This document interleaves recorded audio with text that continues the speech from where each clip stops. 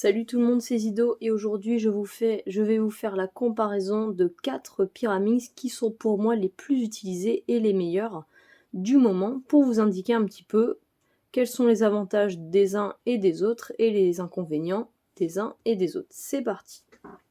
Tout d'abord, quels sont ces cubes?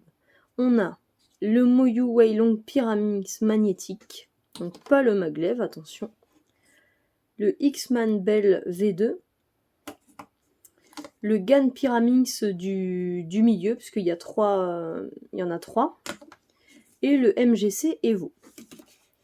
Donc déjà, pour vous donner mon ordre de préférence, celui que j'aime le plus c'est celui-ci, ensuite celui-ci, ensuite celui-ci, et ensuite celui-ci.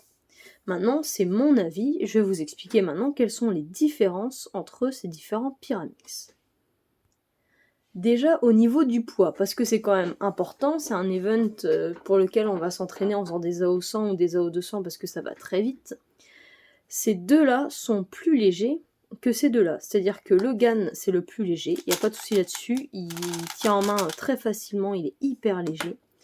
Le MGC et le Moyu sont à peu près pareils. Maintenant, le MGC, même si je pense que de base il est plus lourd, les pièces sont très très très légères. Donc en fait, en le tournant, ça donne une impression de légèreté. Et ensuite, on a le X-Man Bell V2 qui est hyper lourd. Il y en a qui préfèrent avoir un cube lourd pour avoir une idée de centre de gravité, je sais pas trop. Moi, ça me fatigue, je trouve ça vraiment trop lourd. Je pense qu'il est 2 fois plus lourd que le GAN, en fait, vraiment. Donc ça, c'est quelque chose à prendre en compte. Moi, par exemple, j'aime pas les Pyraminx lourds, celui-là, il m'a vite saoulé. Ensuite, au niveau des réglages, on a le GAN et le X-Man Bell pour lesquels on ne peut pas régler les aimants. Ce qui est quand même assez embêtant et beaucoup moins bien que ces deux-là où on peut régler les aimants très facilement, c'est-à-dire qu'on met un petit tournevis qui est fourni dans la boîte, hop, et on tourne selon la puissance qu'on veut. C'est vraiment très très facile à faire. Pareil pour le Moyu, la seule différence c'est qu'à la limite sur le Moyu, c'est un petit peu moins visible. Vous voyez ? Ensuite, on a tous les réglages dans les tips. Voilà, donc pour le réglage des tips, au niveau des tips, donc ici on a déjà un GES au niveau du GAN, et c'est à peu près tout ce qu'on peut régler. Donc changer le GES et après changer la puissance sur le GES. Ensuite pour le X-Man ici, bah, on a la vis, c'est tout. Donc c'est vraiment ras des pâquerettes. Ensuite pour le MGC, pareil, on a juste la vis. C'est tout. Et ensuite pour le Moyu, on a la vis qui est là aussi. Voilà. Ensuite, au niveau de la fluidité, je pense que je fais plus de lock-up avec le X-Man Bell et le GAN qu'avec le Moyu et le MGC, et je vais vous montrer tout de suite en image.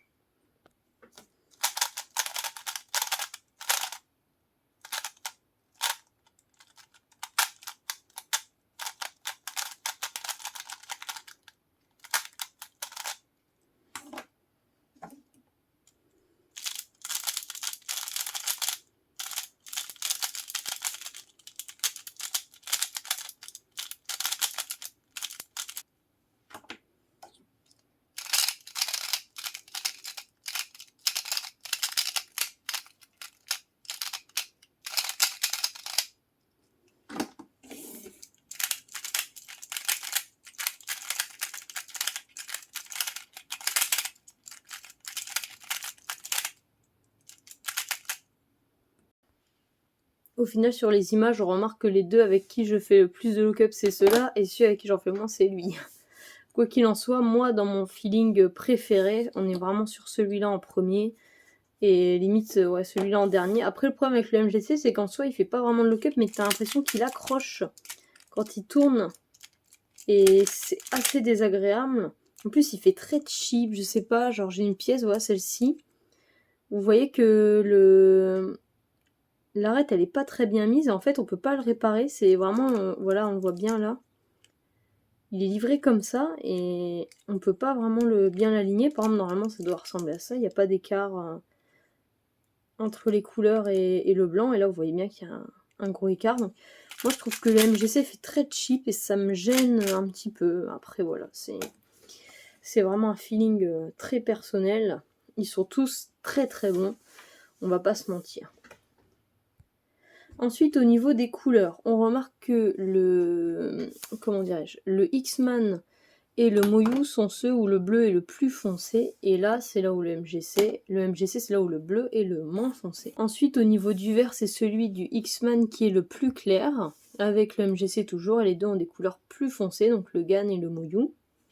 Ensuite, au niveau du jaune, on est à peu près pareil partout, à part celui du X-Man qui est plus terne. Et au niveau du rouge, c'est celui pareil du X-Man qui est le plus terne et celui du MGC qui est le plus clair. Pas le plus vif, mais le plus clair. Ensuite, pour ce qui est des pièces, on va commencer par le MGC. Donc, vous voyez, voilà un petit peu la vue de l'intérieur. Hop, voilà. Le corps bleu, comme d'hab. Hop. Et la pièce ressemble à ça, donc il n'y a pas d'aimant ici. La pièce est très simple, il n'y a pas grand chose dedans. C'est aussi pour ça que les pièces sont très légères. Ensuite le GAN, voilà son petit intérieur, donc on voit les aimants à l'intérieur là, hop. Pourquoi? Parce qu'on a des aimants ici sur la pièce, tout au bout, on a un aimant. Voilà. Ensuite le X-Man, son petit corps vert là-bas au bout, et la pièce qui est vraiment très très simple, hein, emboîtée en 2 parties, donc ça c'est juste une saleté, hein, vous inquiétez pas. Hop, ce qui date un peu. Et ensuite le Moyu, donc voilà l'intérieur, petit corps blanc, les petites alvéoles, hein, c'est comme sur le GAN, c'est des alvéoles un peu abeilles, et Moyu c'est ce qu'ils appellent les écailles de dragon, comme ça. Et la pièce, pareil, très simple. Hop, et voilà. Et la pièce la plus chiante à enlever, c'est celle du MGC, mon doigt s'en souvient encore. Voilà, donc c'est un peu tout pour cette vidéo. Je vous ai présenté en détail chaque cube. Maintenant, à vous de voir lequel vous préférez. Ensuite, il y a l'histoire des prix. Donc pour les prix, je vous les mets tous à côté de chaque cube, sachant que j'ai pris les prix sur le site A2Cube pour donner un point de référence. J'ai pris un site français exprès. Après, évidemment, les prix peuvent varier, mais vous avez au moins un ordre d'idée sur ceux qui sont beaucoup plus chers ou ceux qui sont beaucoup moins chers. Ensuite, vous aurez remarqué que c'est tous des stickerless. Je trouve que c'est très important que ce soit stickerless sur un Pyraminx parce que le repérage doit vraiment se faire très rapidement.